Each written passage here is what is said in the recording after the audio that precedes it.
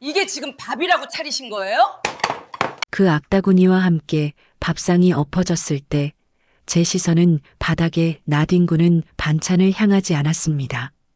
저는 내 아들을, 내 평생을 바쳐 키운 단 하나뿐인 아들을 보고 있었습니다. 아들은 못 볼 것을 봤다는 듯 제 눈을 피하고 있었을 뿐입니다. 단 한마디도 며느리를 말리지 않았습니다. 그 순간 깨달았습니다. 며느리의 손에 엎어진 것은 밥상이 아니라 내 아들의 손에 끊어진 모정이라는 것을. 그들은 늙은 어미의 저녁 한 끼를 걷어찼다고 생각했겠지만 사실 그들이 내동댕이 친 것은 바로 그들의 남은 인생 전부였습니다. 물론 그날이 오기까지 수많은 날들이 있었습니다. 제가 이 집의 그림자로 소리 없는 유령으로 살아온 시간들 말입니다. 이바구 시작 전에 무료로 하실 수 있는 구독과 좋아요 눌러주시면 세상에 숨어있던 다양한 이야기들을 누구보다 먼저 만나보실 수 있습니다. 새벽 4시 반. 어김없이 몸이 먼저 시간을 기억하고 눈을 뜹니다. 창밖은 아직 한밤중처럼 캄캄하고 아들 내외가 자는 안방에서는 색색거리는 숨소리 대신 에어컨 돌아가는 소리만 희미하게 들려옵니다. 저는 소리 죽여 일어나 부엌으로 향합니다. 쿵, 쿵. 무릎 관절 쑤시는 소리가 어둠 속에서 유난히 크게 울립니다.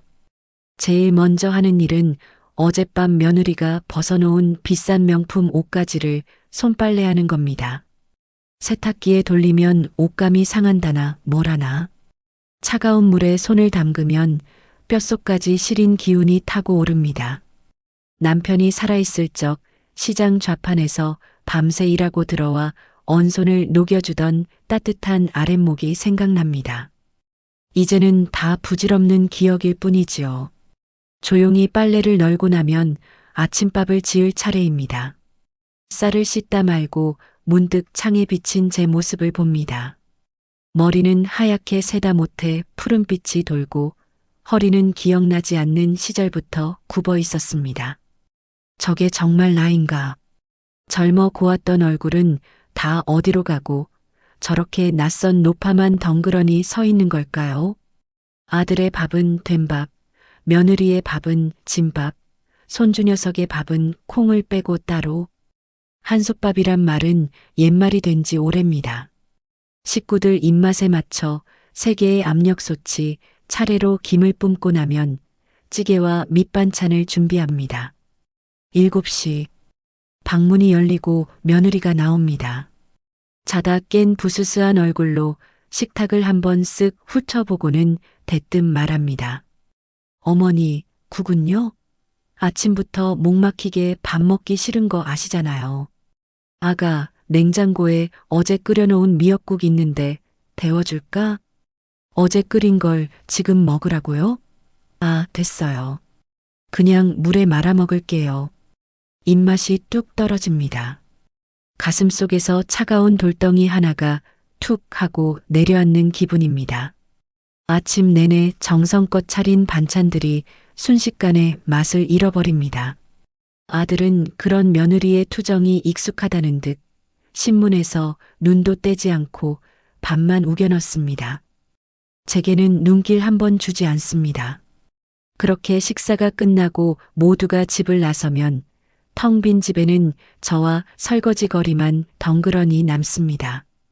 고무장갑을 끼고 더운 물에 손을 담그면 그제야 아침 내내 얼어붙었던 손가락 마디마디가 저릿하게 풀려옵니다. 혼자 먹는 아침은 늘 아들 녀석이 남긴 누룽지에 물을 부어 넘기는 게 전부입니다. 반찬에 손을 대는 건 사치입니다. 며느리가 저녁에 돌아와 어머니, 이 반찬 누가 다 먹었어요? 하고 물을 게 뻔하니까요. 오후가 되면 유치원에 간 손주 녀석을 데려와야 합니다. 제 인생의 유일한 낙이지요.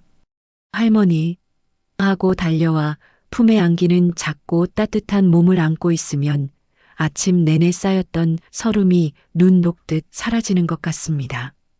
우리 강아지 오늘 유치원에서 뭐 배웠어? 할머니, 오늘은요, 엄마 아빠 사랑해요, 배웠어요. 아이의 천진한 말에 가슴 한쪽이 아려옵니다. 그 사랑한다는 말 속에 할머니의 자리는 없는 걸까요? 아이를 씻기고 간식을 챙겨 먹이고 함께 그림책을 읽다 보면 어느덧 저녁 시간이 다가옵니다. 현관문 열리는 소리가 들리고 저는 반사적으로 자리에서 일어납니다. 다녀왔습니다. 아들입니다. 피곤해 절은 얼굴로 들어서는 아들의 손에 들린 것은 며느리가 좋아하는 빵집의 케이크 상자입니다. 결혼기념일도 누구 생일도 아닌데 말입니다. 이게 다 뭐냐? 아, 수진 씨가 요즘 기분이 안 좋은 것 같아서요. 달콤한 거 먹으면 좀 풀릴까 하고. 내깟 녀석? 마누라 기분 풀어줄 케이크 살 돈은 있고 이 늙은 어미 약값 한번 보태준 적은 있었더냐? 목구멍까지 차오르는 말을 꾹 삼킵니다. 그런 제 속도 모르고 아들은 손주 녀석 볼에 뽀뽀 한번 해주고는 소파에 드러 누워버립니다. 잠시 후 며느리가 하이힐 소리를 또각거리며 들어옵니다. 손에는 백화점 쇼핑백이 대여섯 개나 들려 있습니다. 어머, 자기야. 이거 샀어? 센스 있네. 아들이 사온 케이크를 보며 며느리가 교태 섞인 목소리를 냅니다. 제가 차려놓은 저녁상에는 눈길도 주지 않은 채 말입니다. 수진 씨, 힘들었지? 저녁 준비 다 됐는데 어서 씻고 와. 아들의 말에 며느리는 저를 한번 흘끗 쳐다봅니다. 그 눈빛은 마치 내가 감히 내 남편이랑 말을 섞어? 라고 말하는 것 같습니다. 어머니, 오늘 저녁 반찬은 또 이게 다예요? 맨날 나물에 김치. 지겨워 죽겠네. 고기 반찬이라도 좀 하시지. 아가, 어제 내가 속 더부룩하다고 해서 일부러. 됐고요. 저 이 케이크 먹을 거니까 저녁상 치우세요. 그 한마디에 방금 전까지 손주와 그림책을 보며 따뜻해졌던 제 마음이 다시 싸늘하게 얼어붙습니다. 수십 년 묵은 장롱처럼 삐걱거리는 허리를 숙여 아직 온기가 식지 않은 밥과 국을 물끄러미 내려다봅니다. 저걸 다 버려야 합니다. 내 아들과 며느리는 입에도 대지 않을 테니까요.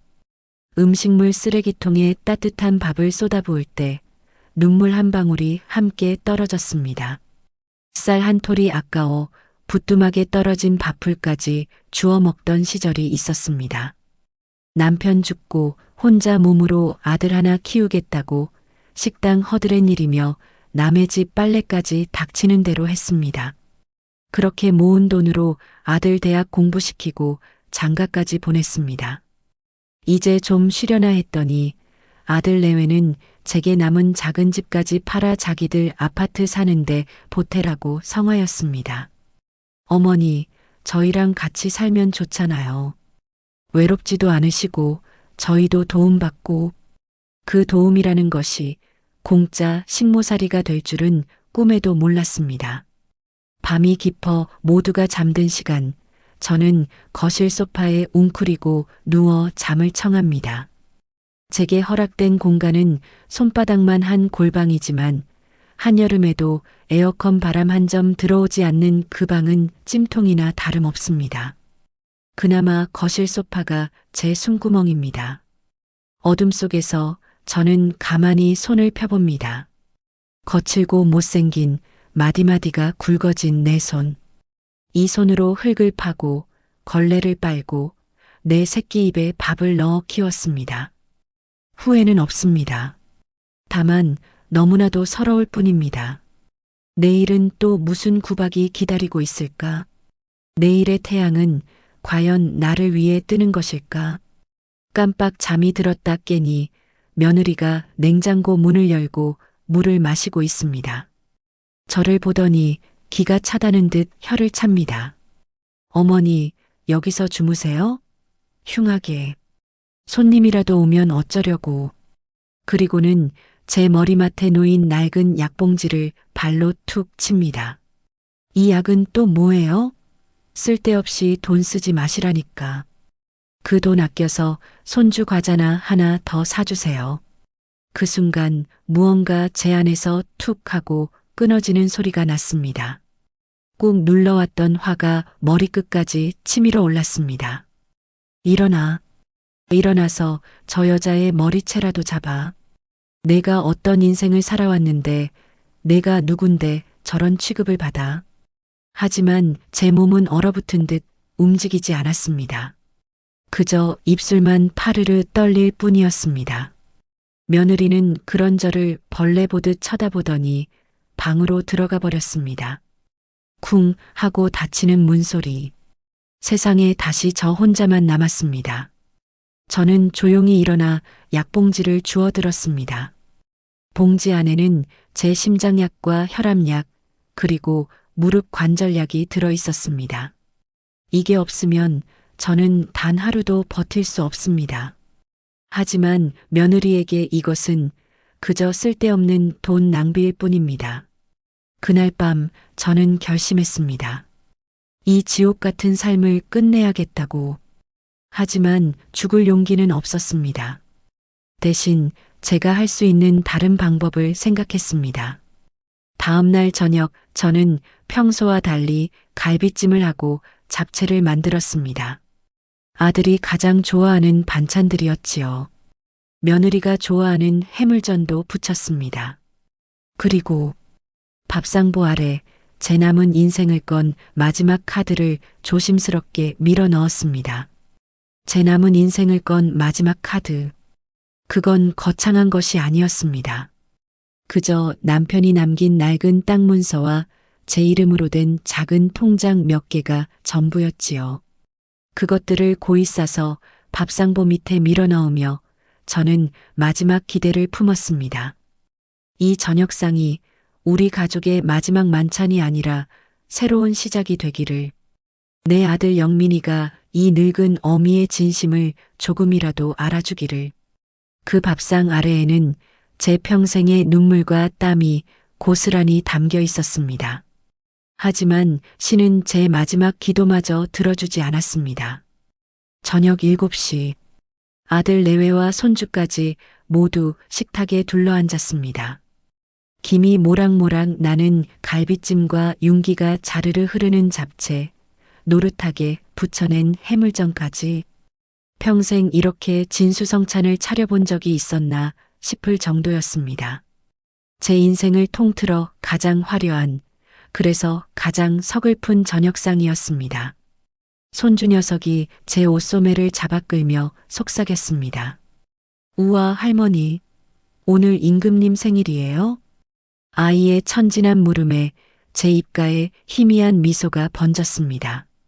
오늘이 내 아비어미에게 이 늙은 할미가 주는 마지막 선물이란다. 부디 이 밥상의 의미를 조금이라도 알아주기를. 제 마음도 아이처럼 기대에 부풀어 올랐습니다. 어서들 먹어라. 우리 아들 좋아하는 갈비찜 많이 했다. 아가, 너 좋아하는 해물전도 넉넉히 부쳤으니 어서 먹어. 제 말에 아들 녀석이 잠시 머뭇거리다 갈비 한 점을 집어듭니다. 질긴 음식을 싫어하는 며느리를 위해 제가 반나절을 꼬박 부엌에 서서 질긴 힘줄을 하나하나 손으로 발라내고 무르게 삶아낸 갈비였습니다. 그 모습을 보는데 갑자기 코끝이 시큰해졌습니다. 어릴 적 제가 식당에서 얻어온 뼈다귀 하나를 쥐어주면 온종일 쪽쪽 빨며 행복해하던 아이였습니다. 어느새 이렇게 커서 제 속을 썩이는 왼수가 되었지만 그래도 제 눈에는 여전히 물가에 내놓은 어린아이 같았습니다. 하지만 그 짧은 평화는 며느리의 날카로운 목소리에 산산조각 났습니다. 어머니, 갑자기 웬 진수성찬이세요? 뭐 잘못 드셨어요? 아니면 무슨 꿍꿍이라도 있으신가? 며느리는 젓가락은 들어보지도 않고 저를 위아래로 훑으며 비아냥거렸습니다. 제 심장이 쿵 하고 바닥으로 떨어졌습니다. 밥상보 아래에 숨겨둔 서류 뭉치가 마치 제 등 뒤에 혹처럼 무겁게 느껴졌습니다. 식은땀이 등줄기를 타고 흘러내렸습니다. 아가, 그런 말이 어디 있니? 그냥 다 같이 맛있는 거 먹고 싶어서 그랬지. 그러세요? 저는 또 어머니가 어디서 돈이라도 훔쳐오신 줄 알았네. 뭐라고? 저도 모르게 목소리가 커졌습니다. 하지만 며느리는 눈 하나 깜짝하지 않고 받아쳤습니다. 그 눈에는 경멸과 의심이 가득했습니다. 왜요? 아니에요? 요즘 보니까 자꾸 어디다 전화를 걸고 그러시던데. 우리 자기 몰래 사채라도 끌어다 쓰신 거 아니냐고요.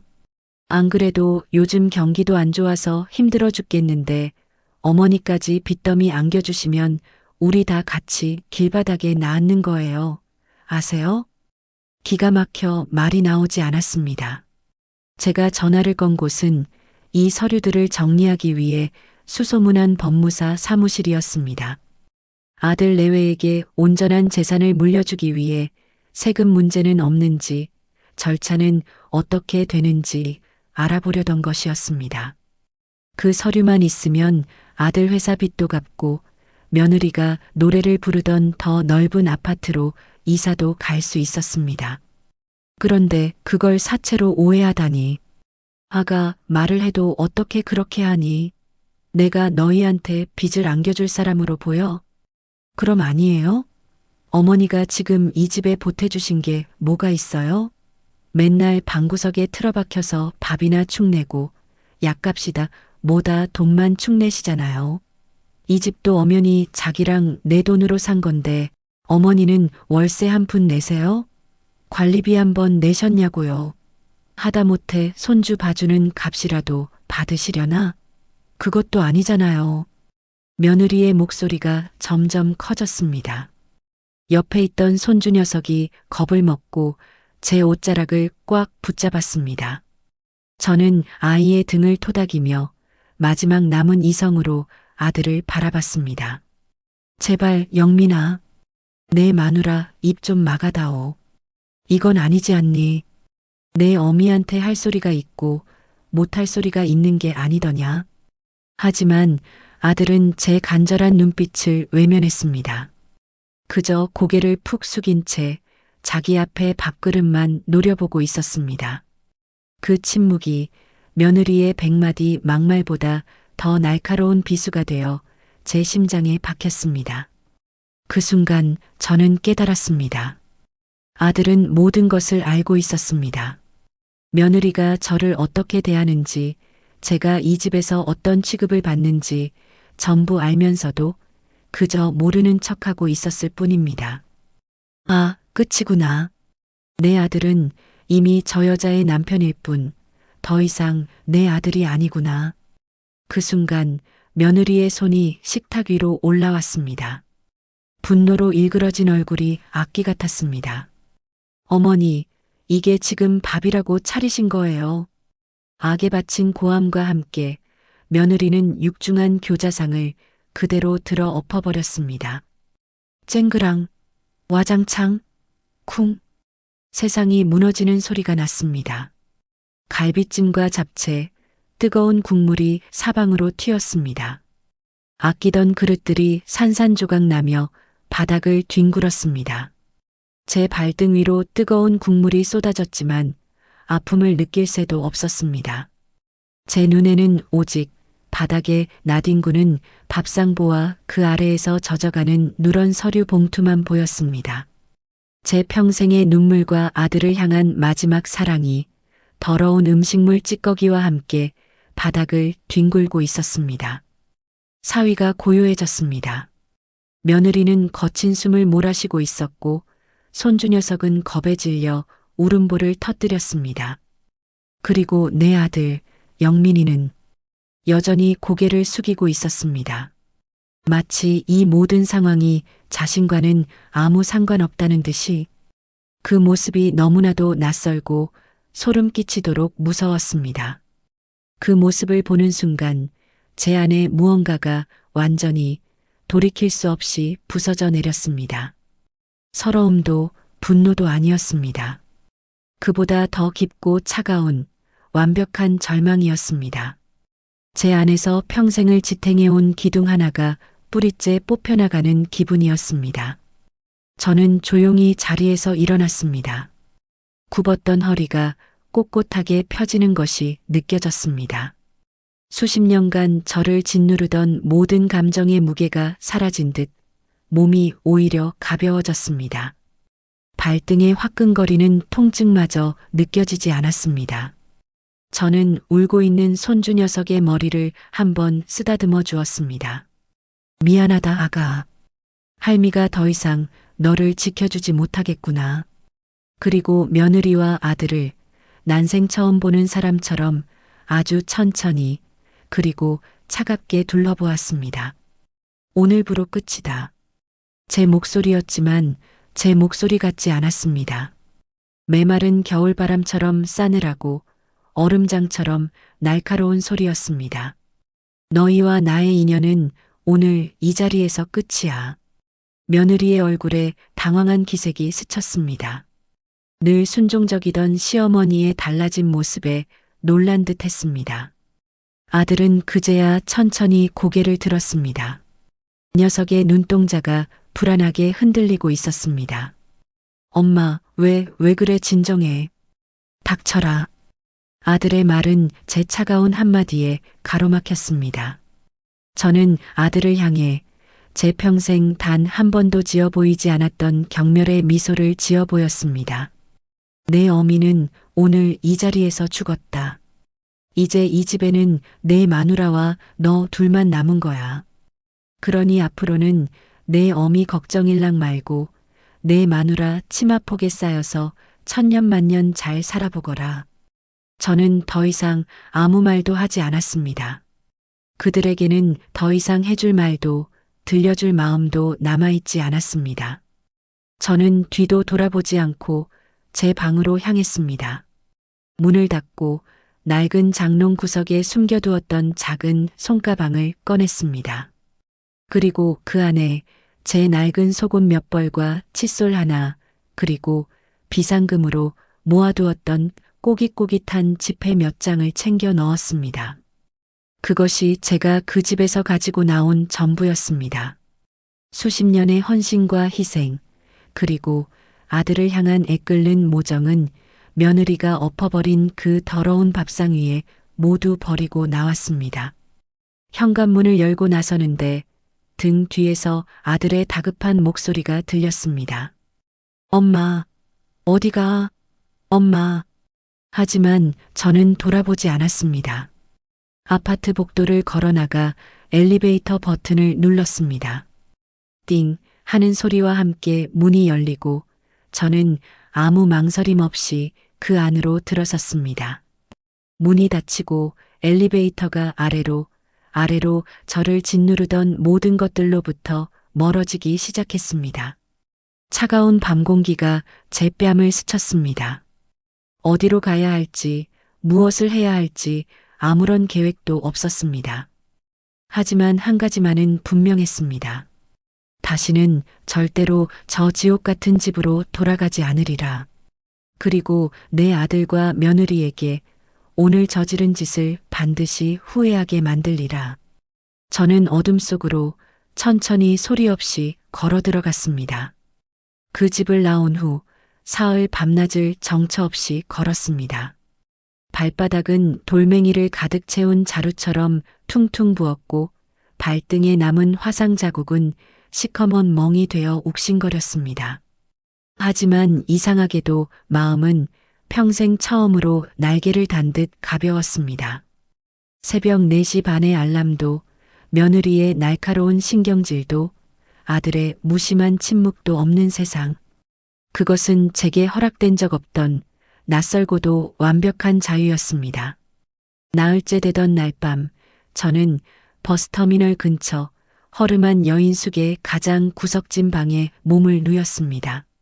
창문 틈으로 스며드는 바람에서는 비릿한 곰팡내와 매캐한 음식물 쓰레기 냄새가 섞여 들어왔습니다. 아들 집의 상쾌한 공기청정기 바람과는 비교할 수도 없는 역한 공기였지요.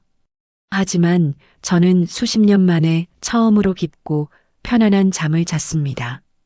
누구의 눈치도 볼 필요 없이 오직 나만을 위한 어둠 속에서 그 시각 제가 빠져나온 그 집은 아마 지옥의 아수라장으로 변해 있을 겁니다. 눈을 감으면 그 모든 광경이 손에 잡힐 듯 선하게 그려졌습니다. 제가 사라진 첫날 아침, 아들 영민이는 칭얼거리는 제 손주 민준이의 울음소리에 억지로 눈을 떴을 겁니다. 늘 제 기척에 맞춰 일어나던 몸뚱이는 그날따라 천근만근이었겠지요. 엄마, 아침, 배고파. 씨 시끄러워 죽겠네. 할머니, 할머니 어딨어? 아들은 짜증 섞인 목소리로 저를 찾았을 겁니다. 하지만 대답 없는 정적에 그제야 어젯밤 제가 끝이다라고 말하며 집을 나갔다는 사실을 떠올렸겠지요. 부엌으로 나온 며느리 수진이는 싱크대에 산더미처럼 쌓인 어젯밤의 설거지 거리와 바닥에 말라붙은 음식물 자국을 보고 기겁했을 겁니다. 진짜. 그 노인네가 집을 나가도 곱게 나가지. 이게 다 뭐야? 자기는 뭐 했어? 저거 안 치우고.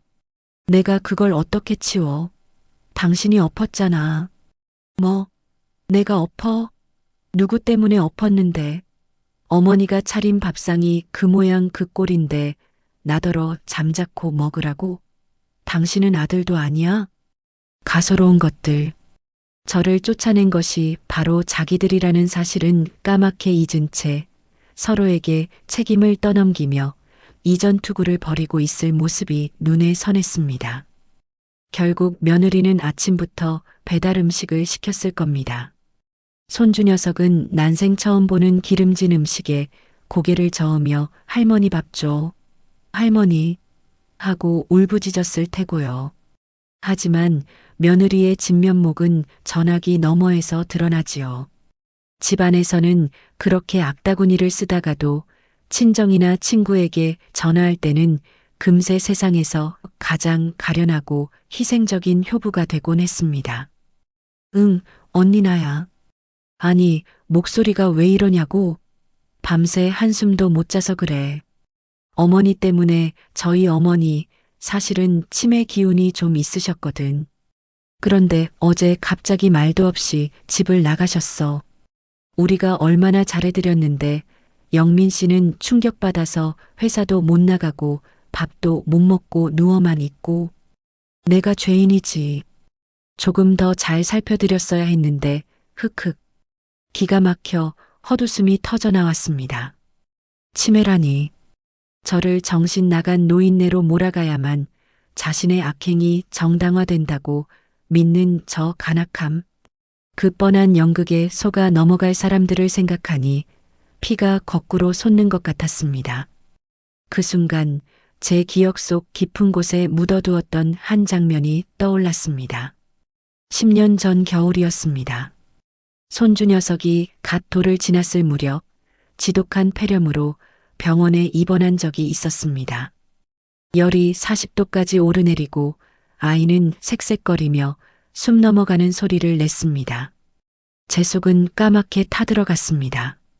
그런데 아들 내외는 그때 회사에서 보내주는 부부 동반 해외 연수를 가야 한다며 여행 가방을 싸고 있었습니다.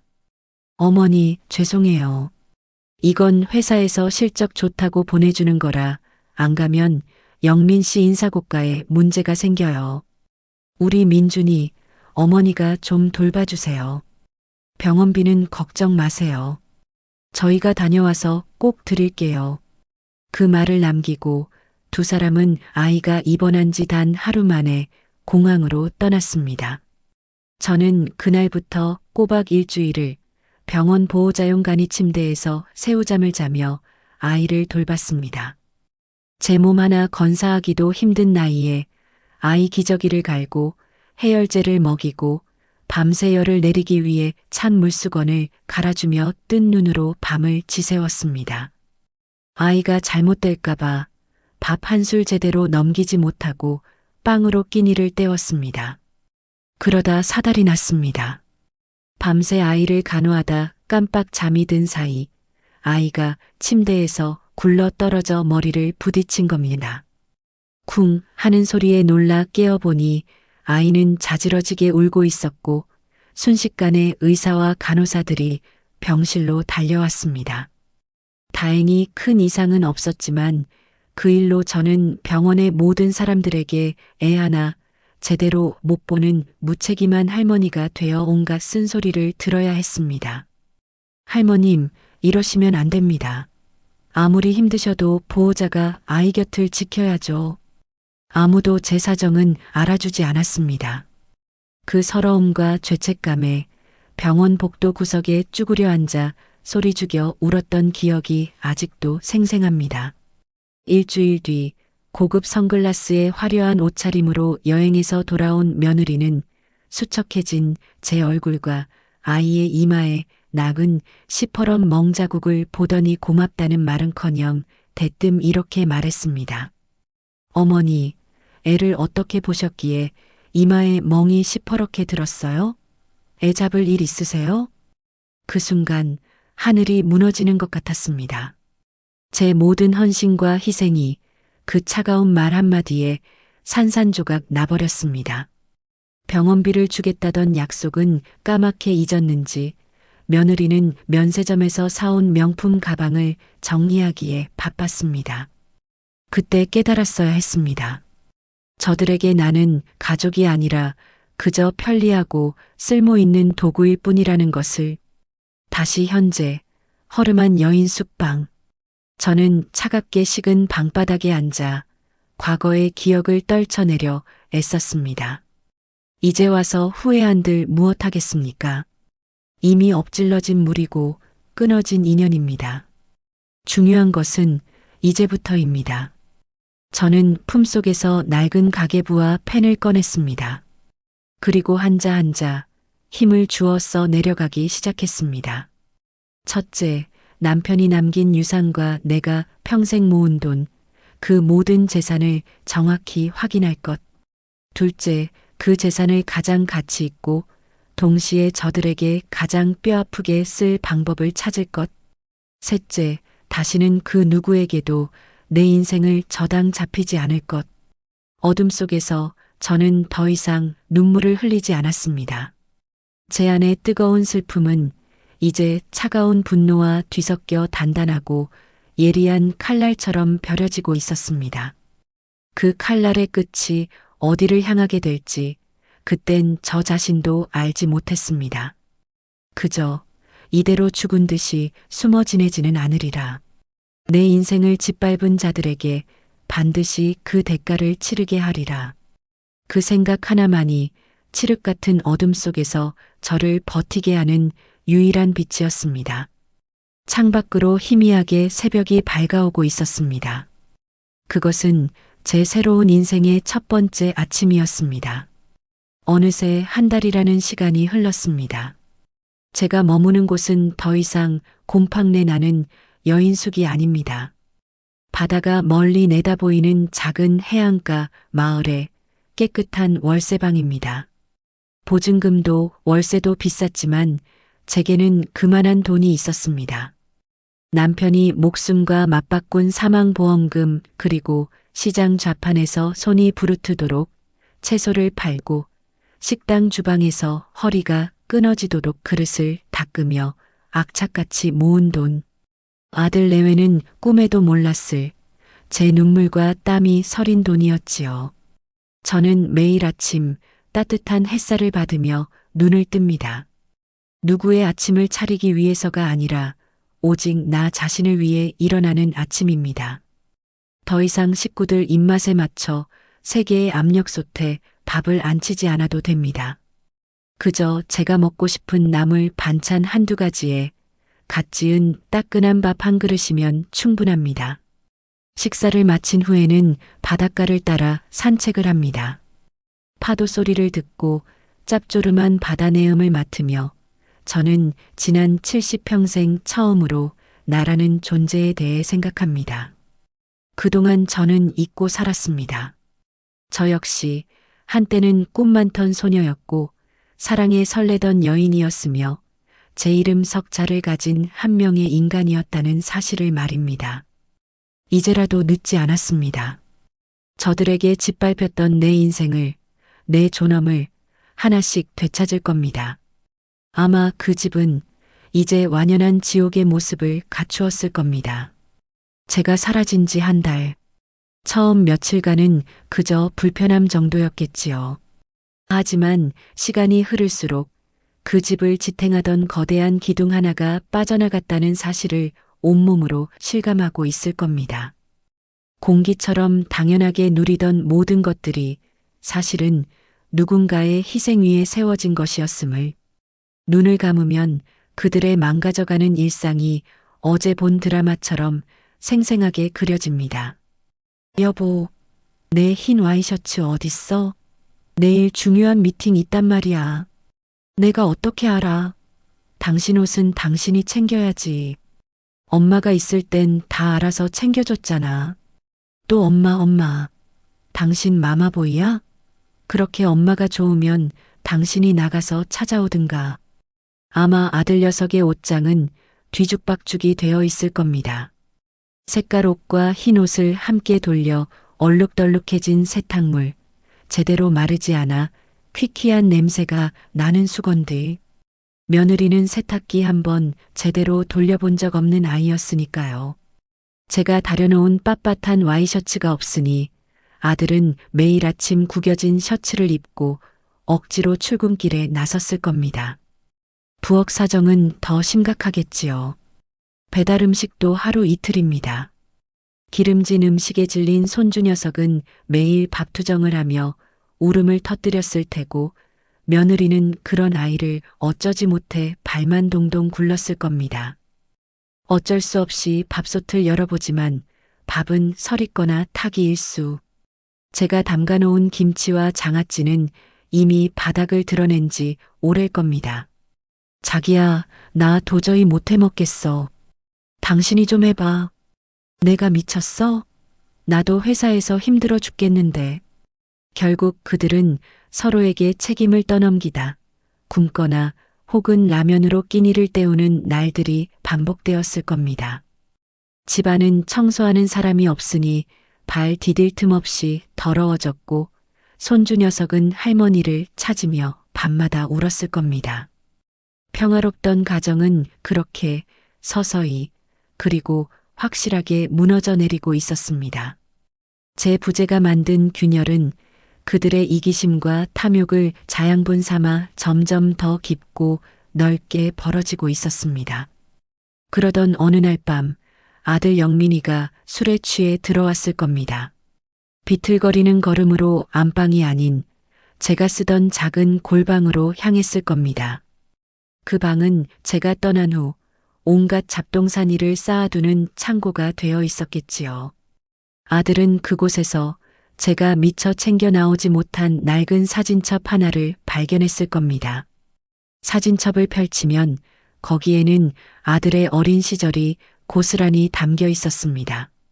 첫돌잔치 때 색동옷을 입고 제 품에 안겨 환하게 웃는 모습, 초등학교 입학식 날 제 손을 꼭 잡고 늠름하게 서 있는 모습, 대학교 졸업식 날 학사모를 쓰고 제 어깨에 팔을 두른 모습, 그 모든 순간에 저는 아들의 곁을 지키고 있었습니다. 아들은 아마 그 사진들을 보며 소리 없이 눈물을 흘렸을 겁니다. 후회와 그리움, 그리고 약간의 죄책감이 뒤섞인 눈물이겠지요. 하지만 그 눈물은 어머니를 향한 순수한 그리움이 아니었습니다. 자신의 현재가 불편하고 힘들어지자 과거의 안락함을 그리워하는 이기적인 눈물일 뿐입니다. 그때 며느리가 방문을 벌컥 열고 들어왔을 겁니다. 여기서 뭐해? 술 취했으면 곱게 잠이나 잘 것이지. 그냥 엄마 생각나서. 뭐? 엄마? 아직도 그 노인네 생각을 해? 집 나가서 우리를 이 고생시키는 사람을? 며느리의 차가운 말에 아들은 처음으로 반박했을지도 모릅니다. 그래도 우리 엄마잖아. 당신 그날 너무 심했어. 뭐? 내가 심해? 당신은 옆에서 구경만 했잖아. 그리고 지금 와서 누구 편을 드는 거야? 당신 정말 실망이다. 며느리의 눈에 아들의 뒤늦은 후회는 배신으로 보였을 겁니다. 그리고 그 순간 그녀의 머릿속에는 오직 한 가지 생각만이 떠올랐을 겁니다. 바로 돈. 됐고, 언제까지 이렇게 살 거야? 어머니, 이대로 안 돌아오시면 어떡할 건데? 설마 죽기라도 했으면 어떡하냐고. 그럼 어머니 재산은 그거라도 빨리 찾아야 우리도 먹고 살 거 아니야. 드디어 본심이 나온 겁니다. 어머니의 안위가 아니라 어머니의 재산이 목적이었던 겁니다. 아들은 며느리의 그 노골적인 탐욕의 할 말을 잃고 그저 멍하니 아내를 바라보았을 겁니다. 아들은 그제야 깨달았을 겁니다. 자신이 사랑한다고 믿었던 아내라는 여자가 얼마나 무섭고 잔인한 사람인지를, 그리고 자신이 그동안 얼마나 어리석고 비겁했는지를 말입니다. 그날 밤 그들은 아마 밤새도록 싸웠을 겁니다. 서로의 밑바닥을 드러내며 다시는 예전으로 돌아갈 수 없는 강을 건넜겠지요. 저는 이 모든 것을 저 멀리 바닷가 작은 방에서 가만히 눈을 감고 그려봅니다. 그들의 파멸은 이제 시작일 뿐입니다. 제가 받아온 고통에 비하면 그들이 겪는 불편함은 세 발의 피도 되지 않습니다. 저는 자리에서 일어나 창가에 섰습니다. 밤바다 위로 수많은 고깃배의 불빛이 별처럼 떠 있었습니다. 저는 그 불빛들을 보며 제 복수의 계획을 더욱 단단하게 다졌습니다. 아들아, 그리고 내 전 며느리야. 너희가 그토록 원하는 내 재산, 그렇게 쉽게 너희 손에 쥐어줄 줄 알았다면 큰 오산이다. 이제 곧 알게 될 것이다. 너희가 걷어찬 밥상이 너희 인생의 마지막 복이었다는 것을, 그리고 내가 너희의 인생을 송두리째 뒤흔들 지옥의 서막을 열었다는 사실을 말이다. 제가 그 지옥 같은 집을 나온 지도 어느덧 6달이 흘렀습니다. 시간은 제게 약이 되었습니다. 바닷가 작은 마을에서의 생활은 제 몸과 마음의 상처를 빠르게 회복시켰습니다. 더 이상 악몽을 꾸지도 새벽녘에 심장이 두근거려 잠에서 깨는 일도 없어졌습니다. 저는 동네 사람들과 어울려 함께 웃고 이야기하며 잊고 있던 소소한 행복들을 되찾아가고 있었습니다. 아침에 일어나면 가장 먼저 창문을 열고 짭조름한 바다 내음과 섞인 맑은 공기를 폐부 깊숙이 들이마십니다. 그것은 제가 70평생 처음으로 온전히 누리는 나 자신만을 위한 아침의 시작이었습니다. 그리고 저는 제 인생의 가장 중요한 결심을 실행에 옮기기 시작했습니다. 제 피와 땀이 담긴 그 돈을 가장 가치 있는 곳에 쓰기로 한 것입니다. 그동안 아들 내외는 어떻게 지냈을까요? 굳이 보지 않아도, 듣지 않아도 그들의 삶은 불 보듯 뻔했습니다. 제가 사라진 후 그들의 집은 아마 쓰레기장을 방불케 할 정도로 엉망이 되었을 겁니다. 집안일과 육아에 지친 며느리의 신경질은 날마다 늘어갔을 테고 아들은 그런 아내의 등살을 피해 야근과 술자리를 핑계로 집에 늦게 들어오는 날이 많아졌겠지요. 그들의 관계는 회복 불가능할 정도로 망가졌을 겁니다. 그들에게 남은 유일한 희망은 바로 저의 죽음과 그로 인한 유산 상속뿐이었을 겁니다. 매일같이 저를 저주하며 제가 어디선가 객사하기만을 손꼽아 기다렸을지도 모릅니다. 그러던 어느 날 오후 그들의 간절한 기도에 응답이라도 하듯 한 통의 전화가 걸려왔을 겁니다. 김영민 씨 되십니까? 저는 법무법인 정의의 최경환 변호사라고 합니다. 이정숙 여사님의 유언 집행을 맡게 되어 연락드렸습니다. 두 분의 기억 속에서 이정숙 여사님은 이미 돌아가신 분이나 마찬가지일 테니 이렇게 말씀드리는 편이 이해가 빠르실 겁니다. 유언 집행이라는 말에 아들 내외는 아마 속으로 쾌재를 불렀을 겁니다. 드디어 올 것이 왔구나. 지긋지긋한 노인네가 드디어 죽었구나. 이제 저 어마어마한 재산이 전부 우리 것이 되는구나. 그들은 전화기 너머의 변호사에게 온갖 슬픈 척, 비통한 척 연기를 해가며 만날 약속을 잡았겠지요. 며칠 후 최고급 정장을 차려입은 최경환 변호사가 그들의 집을 찾아갔습니다. 아들 내외는 몇 달 만에 대청소를 하고 가장 값나가는 옷을 꺼내 입고 슬픔이라고는 눈곱만큼도 찾아볼 수 없는 얼굴에 억지로 비통한 표정을 지어 보이며 변호사를 맞았을 겁니다. 아이고, 변호사님. 먼 길 오시느라 고생 많으셨습니다. 저희 어머니 마지막 가시는 길은 편안하셨는지요? 며느리의 가증스러운 연기에 최 변호사는 속으로 혀를 찼다고 합니다. 그는 아무런 감정 없는 목소리로 입을 열었습니다. 두 분께 이정숙 여사님의 최종 의사를 전달하기 전에 먼저 보여드릴 것이 있습니다. 최 변호사는 서류 가방에서 노트북을 꺼내 화면을 두 사람에게 돌렸습니다. 화면 속에는 활기 넘치는 한 장의 사진이 담겨 있었습니다. 깔끔하게 단장된 건물 입구, 사랑의 밥상이라는 따뜻한 이름이 적힌 현판. 그리고 그 앞에서 하얀 조리사복을 입은 수십 명의 사람들에게 둘러싸여 환하게 웃고 있는 제 모습이 있었습니다. 제 평생 그렇게 행복하고 편안하게 웃어본 적이 있었나 싶을 정도로 제 얼굴은 빛나고 있었습니다. 이게 뭡니까? 돌아가셨다면서요? 아들이 믿을 수 없다는 듯 당황해서 더듬거리며 물었습니다. 제가 언제 돌아가셨다고 했습니까? 두 분의 기억 속에서 그렇다는 것이지요. 사진 그대로입니다. 이정숙 여사님께서는 한 달 전 사재를 털어 독거노인과 불우이웃을 위한 무료 급식소를 여셨습니다. 이 사랑의 밥상이 바로 그것입니다. 무료 급식소요? 그 많은 돈으로 고작 이런 걸 차렸단 말입니까? 며느리가 이성을 잃고 소리쳤습니다. 그녀의 머릿속에는 오직 돈 생각뿐이었을 겁니다. 저 비싼 땅과 건물, 그 많은 현금을 전부 저런 쓸데없는 짓에 썼단 말인가. 쓸데없는 짓이라니요. 이정숙 여사님께서는 평생 굶주리고 소외된 사람들을 돕는 것이 꿈이라고 하셨습니다. 여사님께서는 이제야 그 꿈을 이루셨다며 무척 행복해하고 계십니다. 행복? 행복이라고? 지금 우리 아들은 어머니 때문에 회사도 제대로 못 다니고 나는 독박 육아에 우울증까지 걸렸는데 자기 혼자만 행복하면 다야? 그 돈이 어떤 돈인데? 당연히 아들인 우리 영민 씨가 받아야 할 돈을 저렇게 날려버려?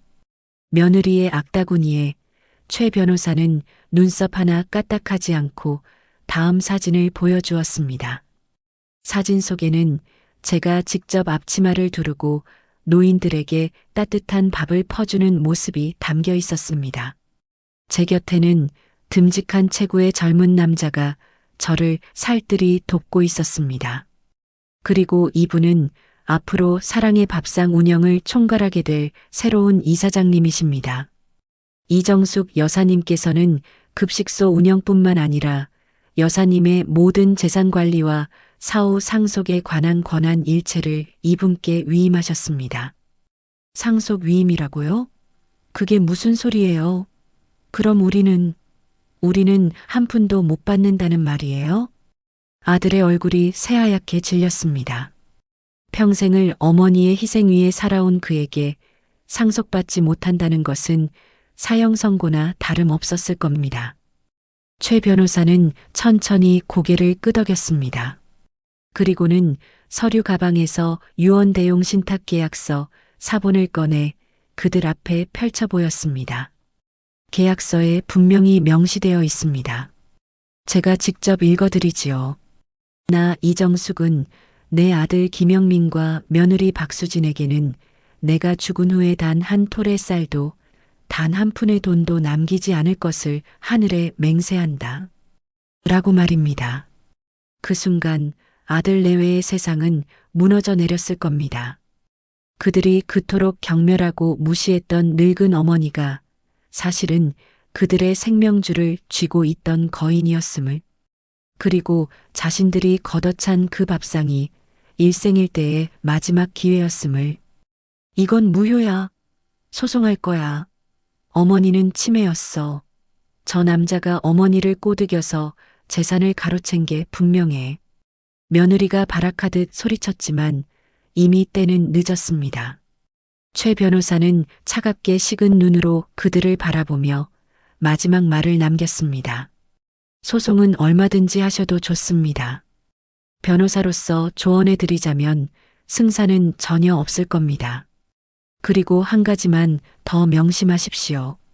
두 분이 이정숙 여사님께 지난 수년간 저질렀던 모든 신체적, 정신적 학대에 대한 증거는 이미 세상에 알려질 준비를 마쳤다는 것을.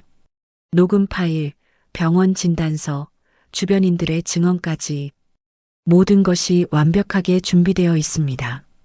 그 말을 끝으로 변호사는 미련 없이 돌아섰습니다.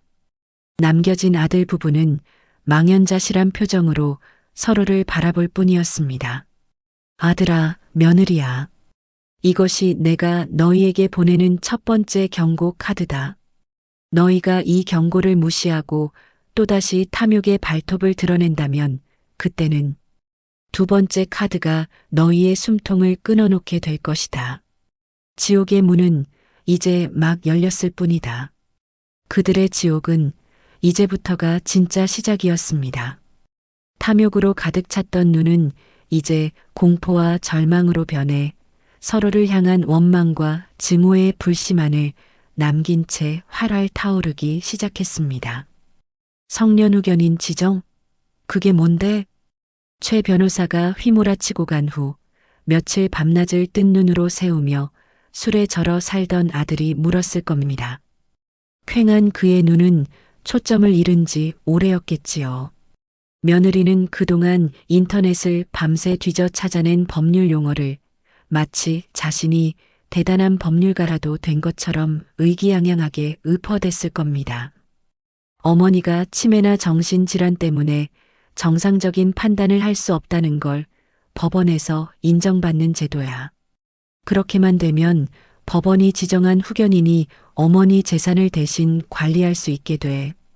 그 후견인은 하나뿐인 혈육인 당신이 되는 거고, 그럼 그 무료 급식소인지 나발인지 당장 때려치우게 하고 우리 돈 다시 찾아올 수 있단 말이야. 며느리의 눈은 굶주린 맹수처럼 탐욕의 불길로 이글거렸을 겁니다. 그녀에게 성년후견인 지정이라는 제도는 눈앞에서 놓쳐버린 황금알을 낳는 거위를 되찾을 마지막 동아줄처럼 보였을 테지요. 그게 그렇게 쉽게 가능할까? 변호사가 그러는데 어머니가 멀쩡하시다고 증거도 다 가지고 있다고 했잖아. 그건 그 변호사 놈 말이고 우리가 증거를 만들면 돼. 당신 어머니가 옛날부터 이상한 말씀하시고 물건 잃어버리고 깜빡깜빡했던 거 기억 안 나?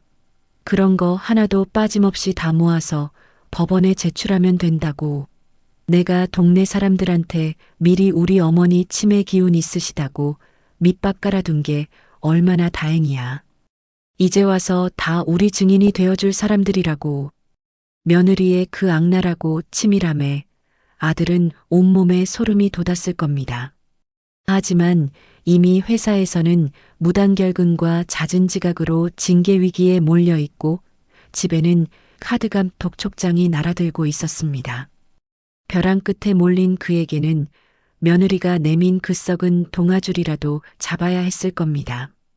아들의 침묵을 긍정으로 받아들인 며느리는 자신의 계획을 일사천리로 진행하기 시작했습니다. 그녀는 가장 먼저 저와 가장 가깝게 지냈던 동네 사람들을 찾아다니며 제 험담을 늘어놓고 거짓 증언을 종용하기 시작했습니다. 이모, 우리 어머니 요새 길에서 보면 꼭 좀 연락 주세요.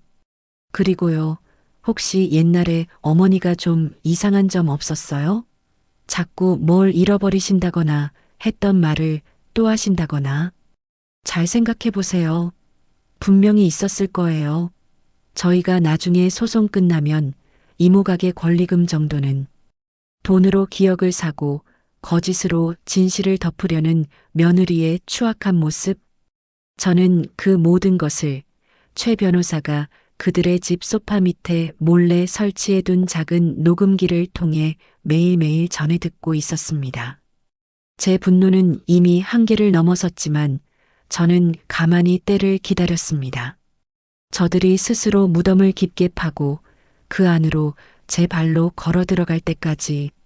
며느리의 탐욕은 아들 부부의 관계마저 완전한 파멸로 몰아넣었습니다.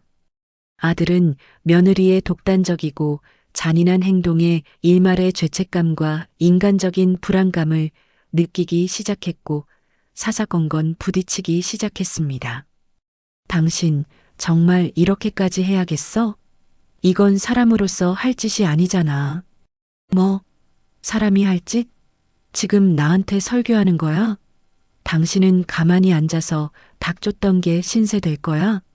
저 많은 돈을 얼굴도 모르는 웬 놈팽이한테 다 뺏기고 싶냐고.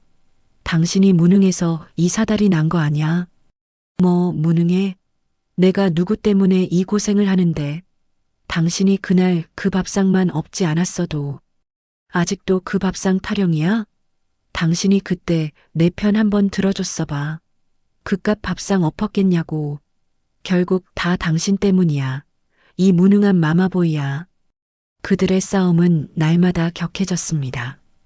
욕설과 고성이 오가고 물건이 부서지는 소리가 녹음기를 타고 제게 전해져 왔습니다. 그리고 그 과정에서 아들은 며느리의 가장 추악한 비밀에 한 걸음 더 다가서게 됩니다.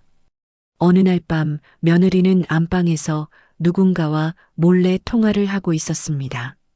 그날따라 일찍 들어와 술기운에 거실 소파에 쓰러져 있던 아들은 문틈으로 새어나오는 아내의 교태 섞인 목소리를 엿듣게 됩니다. 오빠, 나야. 응, 지금 남편이라는 작자는 아직도 안 들어왔어. 맨날 술이야. 근데 내가 부탁한 건 어떻게 됐어? 병원 진단서 정말로 끊을 수 있다고? 어머, 우리 오빠 능력도 좋아. 비용은 얼마든지 줄게. 걱정 말고. 대신 절대 흔적 남기면 안 돼. 깔끔하게 처리해줘. 알았지? 병원 진단서라는 말에 아들은 심장이 철렁 내려앉았습니다. 어머니를 정신병자로 만들기 위해 가짜 진단서까지 꾸미려 한다는 사실에 피가 식는 것 같았습니다. 하지만 이어지는 며느리의 말은 그보다 100배, 1000배는 더 충격적이었습니다. 그리고 오빠, 나 요즘 너무 외롭고 힘들어. 남편이라는 작자는 돈도 못 벌어와 시어머니라는 여자는 내 뒤통수를 쳐. 오빠가 나 좀 위로해주면 안 돼? 응? 오늘 밤에 우리 집 비는데 잠깐이라도 올래? 보고 싶어, 자기야. 그 순간 아들의 세상은 다시 한번 무너져 내렸습니다. 아내가 다른 남자와 깊은 불륜 관계에 있었다는 사실, 그리고 그 내연남을 이용해 자신의 어머니를 나락으로 떨어뜨리려 한다는 사실까지. 아들은 주먹을 꽉 쥔 채 온몸을 부들부들 떨었습니다. 분노와 배신감에 당장이라도 문을 박차고 들어가 모든 것을 엎어버리고 싶었을 겁니다. 하지만 그는 그러지 못했습니다. 그는 이미 며느리가 파놓은 탐욕의 늪에 발목까지 깊숙이 빠져 스스로는 아무것도 할 수 없는 무기력한 존재가 되어버렸기 때문입니다. 저는 바닷가 제 방에서 이 모든 상황을 전해 들으며 조용히 눈을 감았습니다. 드디어 올 것이 왔구나. 이제 모든 판은 짜였습니다. 며느리는 자신의 무덤을 팠고 내 어리석은 아들은 그 옆에 함께 묻힐 준비를 하고 있었습니다.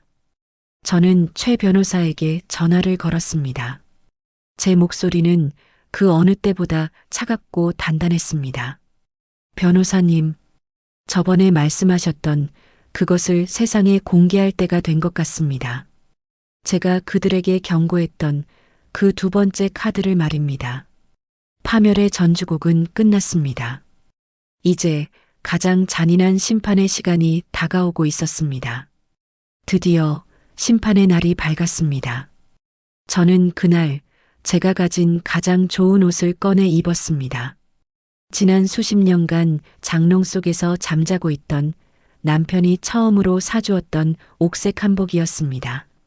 곱게 비서쪽을 지고 희미하게 분칠을 했습니다. 그들이 그토록 정신병자라며 매도했던 초라한 늙은이의 모습이 아닌 당당하고 존엄한 한 인간의 모습으로 그들을 심판하기 위해서였습니다. 법정 안의 공기는 무겁고 차가웠습니다. 피고인석에는 일생일대의 연기를 펼치기 위해 잔뜩 비장한 표정을 지은 내 아들과 며느리가 앉아 있었습니다. 그들의 눈에는 일말의 죄책감도 없이 오직 탐욕과 도끼만이 서려 있었습니다. 저를 이 법정에 세워서라도 제 모든 것을 빼앗고야 말겠다는 굳은 의지. 재판이 시작되고 며느리 측 변호사가 먼저 입을 열었습니다. 그는 며느리가 꾸며낸 거짓말들을 그럴듯하게 포장하여 늘어놓기 시작했습니다. 제가 평소에 정신이 오락가락했다느니, 사람을 알아보지 못하고 횡설수설했다느니, 심지어는 폭력적인 성향까지 보였다는 터무니없는 이야기까지. 그리고 그는 결정적인 증거라며 서류 한 장을 재판장에게 제출했습니다. 며느리가 내연남을 통해 위조한 중증 혈관성 치매라고 적힌 가짜 병원 진단서였습니다. 존경하는 재판장님, 이 진단서에서 보시다시피 이정숙 여사는 현재 정상적인 사무처리 능력이 현저히 결여된 상태입니다. 하나뿐인 아들인 김영민 씨를 성년후견인으로 지정하시어 불순한 세력으로부터 어머니의 재산을 안전하게 관리하고 남은 생을 돌볼 수 있도록 허락해 주시길 간곡히 부탁드립니다. 그 위선적인 말이 끝나자 며느리는 기다렸다는 듯이 눈물을 흘리며 재판장의 동정심에 호소했습니다. 재판장님, 저희 어머니 정말 불쌍한 분입니다. 지금 저렇게 낯선 곳에서 고생하고 계실 걸 생각하면 며느리인 제 마음이 찢어집니다. 저희가 잘못했습니다. 부디 저희가 어머니를 다시 모시고 제대로 된 치료를 받게 해드릴 수 있도록. 그 가증스러운 연극을 지켜보던 저는 조용히 자리에서 일어났습니다. 모든 사람의 시선이 제게로 향했습니다. 저는 그 시선들을 온몸으로 받으며 천천히 증인석을 향해 걸어갔습니다. 제 당당한 걸음걸이와 형형한 눈빛에 며느리의 얼굴에서 거짓 눈물이 싹 가시는 것이 보였습니다. 저는 증인석에 앉아 재판장을 향해 허리를 깊이 숙였습니다. 존경하는 재판장님, 저 이정숙입니다. 저기 앉아 있는 김영민의 어미이자 박수진의 시어미였던 사람입니다. 그리고 저들이 지금 이 법정에서 얼마나 뻔뻔한 거짓말을 하고 있는지 제 입으로 직접 증언하기 위해 이 자리에 섰습니다. 저는 지난 수십 년간 저들이 제게 저질렀던 모든 만행을 담담하게 하지만 또박또박 증언하기 시작했습니다. 뜨거운 국그릇을 제 발등에 쏟아부었던 날, 아픈 손주를 맡겨놓고 해외여행을 떠났던 날, 그리고 저를 치매 노인으로 몰아가며 집에서 내쫓았던 마지막 그날까지 제 증언이 이어지는 동안 며느리는 거짓말, 다 거짓말이야 라고 소리치며 발악했습니다. 재판장님, 저 여자는 지금 제정신이 아닙니다. 저 말도 안 되는 소리를 믿으시면 안 됩니다. 저 진단서를 보십시오. 하지만 그녀의 발악은 최 변호사가 꺼내든 두 번째 카드 앞에서 산산조각 나고 말았습니다. 재판장님, 지금부터 원고 박수진의 추악한 실체를 증명할 증거들을 공개하겠습니다. 과연 누가 정말로 정신감정이 필요한 사람인지 이 법정에서 명명백백히 가려주시길 바랍니다. 최 변호사는 먼저 아들 부부의 집에서 녹음된 파일들을 법정 전체에 재생했습니다. 저를 정신병자로 만들기 위해 거짓 증언을 사주하는 며느리의 목소리, 제 재산을 차지하기 위해 소송을 꾸미는 목소리, 그리고 오빠, 나 요즘 너무 외롭고 힘들어. 오늘 밤에 우리 집 비는데 잠깐이라도 올래? 보고 싶어, 자기야. 내연남과 은밀한 약속을 잡는 며느리의 목소리가 울려 퍼지는 순간 법정은 충격에 휩싸였습니다. 아들은 고개를 숙인 채 차마 얼굴을 들지 못했습니다. 이어서 최 변호사는 며느리가 내연남과 함께 호텔에 드나드는 모습이 찍힌 수십 장의 사진들을 대형 스크린에 띄웠습니다. 그리고 마지막으로 내연남이 돈을 받고 가짜 진단서를 발급해 주었다고 실토하는 영상까지.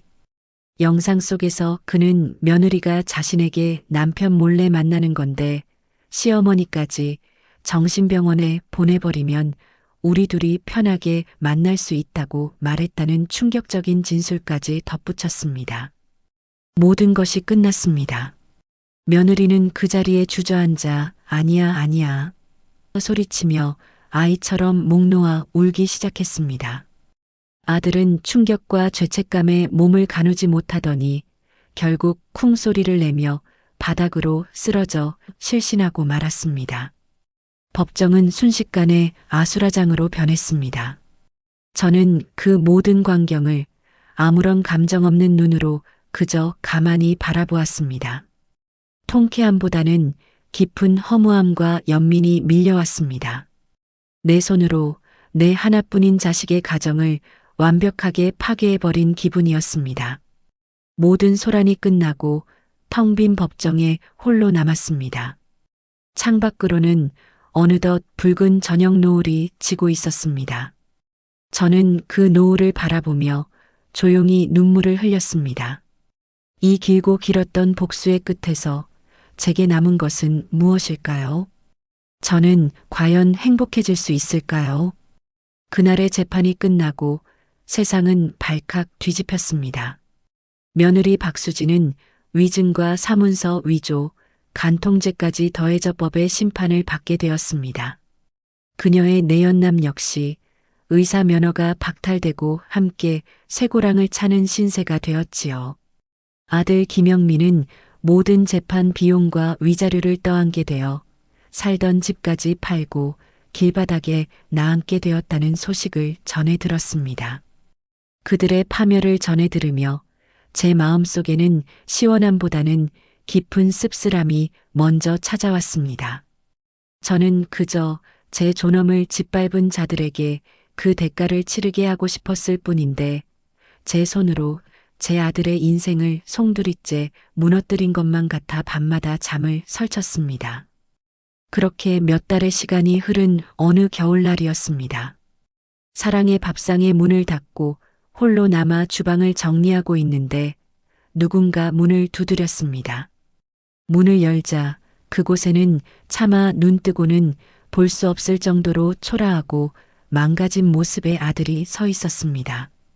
살은 뼈만 남을 정도로 앙상하게 말랐고 며칠은 감지 않은 듯한 머리는 까치집을 짓고 있었습니다. 비싼 명품 옷만 걸치던 녀석의 몸에는 어디서 주워 입었는지 모를 낡고 더러운 잠바가 걸쳐져 있었습니다.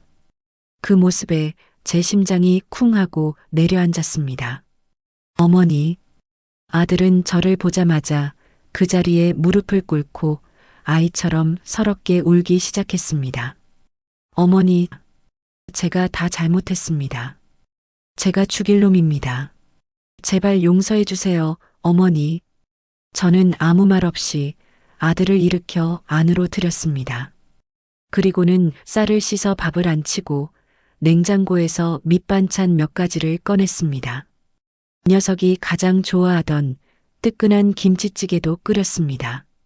아들은 허겁지겁 마치 며칠을 굶은 사람처럼 밥을 입 안으로 밀어 넣었습니다. 뜨거운 김치찌개를 먹으며 녀석은 연신 눈물을 뚝뚝 흘렸습니다. 그 모습을 바라보는 제 마음은 수천 개의 바늘로 찌르는 듯 아파왔습니다. 아무리 저를 배신하고 상처 주었어도 제 배 아파 낳은 자식이었습니다. 세상에서 가장 귀하고 소중했던 제 전부였던 아들이었습니다. 식사가 끝나고 아들은 제 앞에 다시 무릎을 꿇고 셔츠 소매로 눈물을 닦으며 말했습니다. 어머니, 저 이제 다 정리했습니다. 그 여자랑도 이혼했고 집도 빚잔치 하느라 다 넘어갔습니다. 이제 저한테는 아무것도 없습니다. 어머니, 다시 예전처럼 어머니 모시고, 아니, 제가 어머니 발 씻겨드리며 평생 속죄하며 살겠습니다. 제발 저를 거두어 주십시오. 저는 말없이 찻잔에 따뜻한 물을 채워 아들 앞에 놓아주었습니다. 그리고 제 인생에서 가장 힘든 말을 꺼냈습니다. 아들아, 일어나거라. 내 잘못, 이제 용서하마. 어미가 자식을 어찌 끝까지 미워하겠니? 제 말에 아들의 얼굴에 희미한 희망이 떠올랐습니다. 하지만 이어지는 제 말에 그 희망은 이내 절망으로 바뀌었습니다. 하지만 다시 너와 함께 살 수는 없다. 너는 이제 너의 인생을 살고 나는 나의 인생을 살아야지. 이 밥상은 내가 너에게 차려주는 마지막 밥상이다. 한번 깨진 그릇은 다시 붙여도 그 틈이 남는 법입니다. 제가 그 집을 나온 순간 우리 모자의 인연은 이미 부서진 그릇이 되어버렸습니다. 아들은 오열하며 매달렸지만 제 결심은 단호했습니다. 그렇게 아들을 돌려보내고 며칠이 흘렀습니다. 텅 빈 사랑의 밥상에 홀로 앉아 창밖을 바라보고 있는데 문가에 작은 그림자가 어른거렸습니다. 문을 열어보니 그곳에는 제 손주 민준이가 혼자 서 있었습니다. 제 아들이 차마 자기 손으로는 아이를 키울 수 없었는지 이곳에 녀석을 데려다 놓고 사라진 모양이었습니다. 아이의 손에는 꼬깃꼬깃한 편지 한 장이 들려 있었습니다. 어머니, 염치 없지만 민준이만큼은 거두어 주십시오. 이 아이는 아무 죄가 없습니다. 저는 민준이를 와락 끌어안았습니다. 제 품에 안겨 할머니를 부르며 우는 작은 아이의 온기가 복수의 칼날보다 더 뜨겁게 제 심장을 녹였습니다. 그날 이후 사랑의 밥상에는 작은 일손이 하나 더 늘었습니다. 제 곁을 맴돌며 고사리 같은 손으로 그릇을 나르고 어르신들의 어깨를 주물러드리는 민준이, 아이의 해맑은 웃음소리는 제 길고 어두웠던 터널의 끝에서 만난 가장 눈부신 햇살이었습니다. 저는 더 이상 누군가의 엄마, 누군가의 아내로 살지 않습니다. 저는 이제 사랑의 밥상의 주인이자 민준이의 가장 좋은 친구이고 든든한 할머니입니다. 오늘의 이바구는 여기까지입니다. 어떤 분들은 주인공에게 매정하다고 말할지도 모릅니다. 또 어떤 분들은 잘했다고 통쾌하다고 말씀하실지도 모르겠습니다. 이 글을 보시는 여러분이라면 어떻게 하셨을까요? 그 질문에 대한 답은 아마 여러분 각자의 마음속에 있을 겁니다.